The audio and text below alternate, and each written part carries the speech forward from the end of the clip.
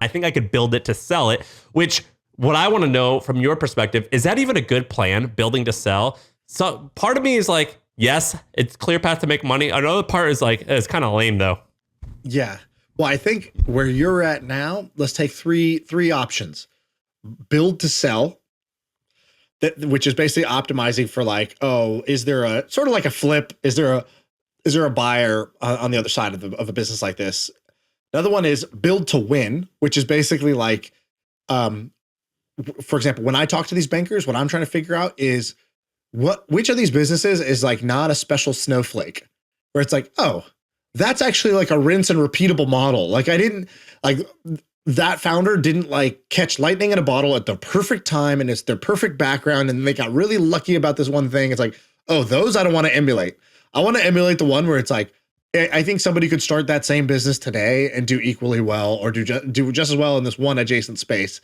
And like, you don't need to be a genius with that. And so that's the second part of it, which is like build to win. It's like optimizing for something that's going to work. And then there's the last one, which is sort of like, build for fun or build for mission, which is like go for something that like something you would never want to sell that you're willing to do, even if it's low likelihood of success.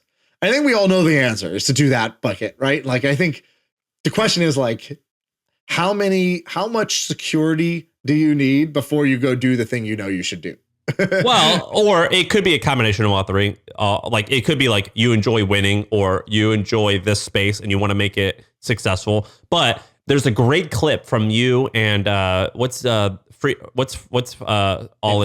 Yeah. David Freeburg. There's a great clip that I shared that you and him had where he basically said that founders always sell themselves short and they go for these small ideas because they think it's more reasonable. But when doing that, they kind of screwed themselves because it's actually easier sometimes to do much grander, bigger ideas because that attracts the crazy types of people who you want to work with. It's the least competitive because nobody else, not every Joe is going to try to, do it like, going and trying to, start a railroad business or whatever versus an FBA business. It's like, well, they're both going to take all your time. So that's equal. Money, well, you're going to have to go raise money from investors. One will let you just raise, you're still going to get the money you need from investors. Just one, you'll maybe raise more at a higher valuation, and the other one you'll raise less at a lower valuation, right? Like, but did you agree? Do you agree with him? I do agree with him. And I've thought this for a very long time. I remember back in the day, did you ever hear about this thing called the Unreasonable Institute? I don't even think this is around anymore. But that's a great name. It's sort of like the same guys who did Summit. It's not actually the same guys, but it's the same. It was like the same idea. It was like the Unreasonable Institute was basically this, like, it was based on this one word, unreasonable, in the way that the hustle is built on this one word, hustle, and trends is built on one word, trends. And so the Unreasonable Institute was exactly that. It was like, it's going to take unreasonable people to do unreasonable things for the world to move forward. And it was like very inspiring. And they met with a bunch of people who did that, the sort of Elon Musk types who went and did unreasonable things. And then you start to look at it and you're like, all things equal, I guess like your inputs are sort of the same. It's just your time and energy. And then like the outputs can be very, very different because the inputs aren't the same. Because it is possible to build something pretty cool and not work that hard, but it's kind of impossible to build something huge and not work very hard. All right, who do we know? And let's do real examples. I'm not saying it's not true, but who do we know that's building successful, awesome businesses without working too hard? Well, how about Sully? I actually don't know. What's his schedule? Does he grind constantly? He works hard. Yes, he works hard.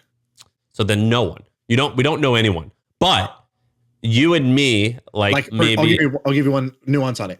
He got there faster than the normal person. So it looked like it came easier, but that's just because he was better. It wasn't because he worked he wasn't putting in a 10th of the hours. He was putting in the same number of hours and getting there 10 times faster, which is like, I just think that like there's a world where you have business A and it doesn't grow nearly as fast and you're working 40 hours a week. And then you have business B that's growing significantly faster and you have to work 100 hours a week. Like that is a reality. That's yes, that's true. That's what I'm talking about. I'm not talking about like very little. I'm talking about normal versus not normal. There's also things like this podcast or like people who have like newsletters or blogs or something like that, where it's like, or they teach a course. And it's like, like let's take your buddy Neville, right? So Neville, I don't think you and me. Well, but I'm doing multiple things, right? So it's like on each one, I'm not putting in as much time, but like overall, I'm working harder. And if I didn't do those other things, that one thing would just expand in time. I would just do more. I would spend Wait, all my time how on often it. are you working now a day? Normal work hours? Not normal hours, but I work like the equivalent of 8 hours a day, Got it. just Okay. not all continuously. All right. But back to what was the original point? So my point was like, is this really true that you can kind of like chill and win? And like, No, I didn't mean I didn't mean to say chill. but I mean chill less. Or sorry, chill more, work less. yeah. Okay, Wait, so then, bro, if you agree with Freeburg, which I think I do, why are you not going after like one big grand thing? Like I started a newsletter. That's not exactly like, that's not like world changing entirely. It's neat, but Right. I would put it on a 6 out of 10 in terms of like maybe a 5 in terms of like big ideas. Right. Yeah, I agree with you. The reason why is because to me, it's not a bigness contest. It's do I have a clear picture of what I want to like my life to be? And then do I have a crystal clear picture? And then can I make that happen? And it's like knowing what I want and then getting what I want.